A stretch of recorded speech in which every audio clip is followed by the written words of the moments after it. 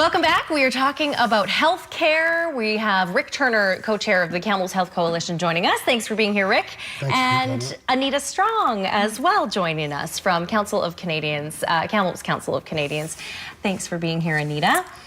So this is a public forum that I know that you said was supposed to be held back in June, had to be postponed. So now it is finally happening, and it's all to do with healthcare. What is this public forum really focused around? Maybe I can start with you, Rick. It's focused around extra billing. Okay. I think everyone's aware of the Brian Day case, which has been in the courts of BC for some time.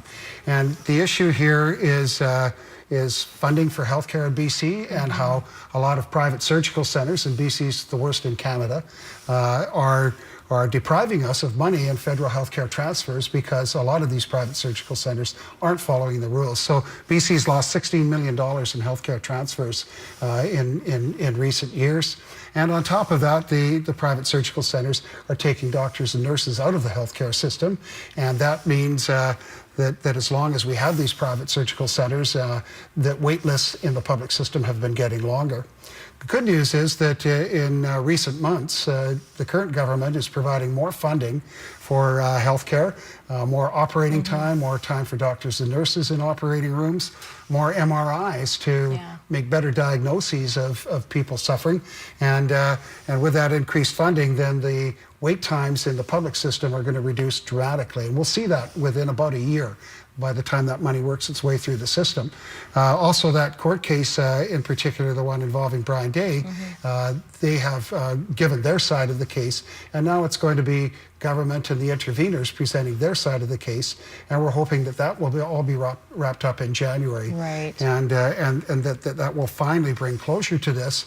And also recent laws passed by government have said there's going to be very stiff penalties for these private surgical centers that are operating outside the rules and engaged in extra billing. That is, billing people far, far more than what the fee schedule is supposed to be.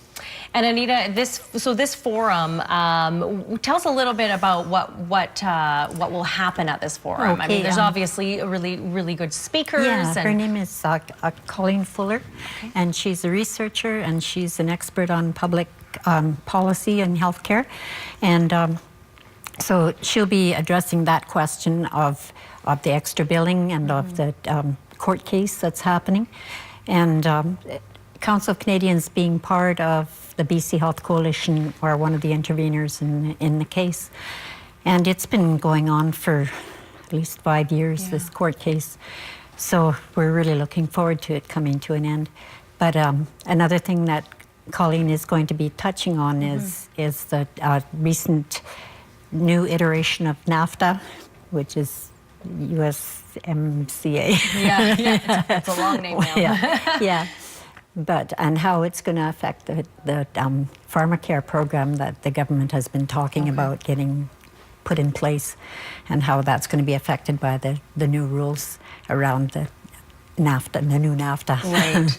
So I think another area where Colleen's an expert is on the whole business of wait times. Right. And she, along with other researchers, have been able to show and prove that, in fact, when you have this private healthcare system functioning, it makes wait times longer. Right, and which she's got the data is always a huge hot topic. Yeah. So October 11th, 7 p.m. at St. Andrews on the Square. This is that's the information you need to know. Colleen Fuller speaking, Rick speaking as well. I look forward to that, Rick. And that's great. Thank you so much for being here. I'll be saying a few words as well.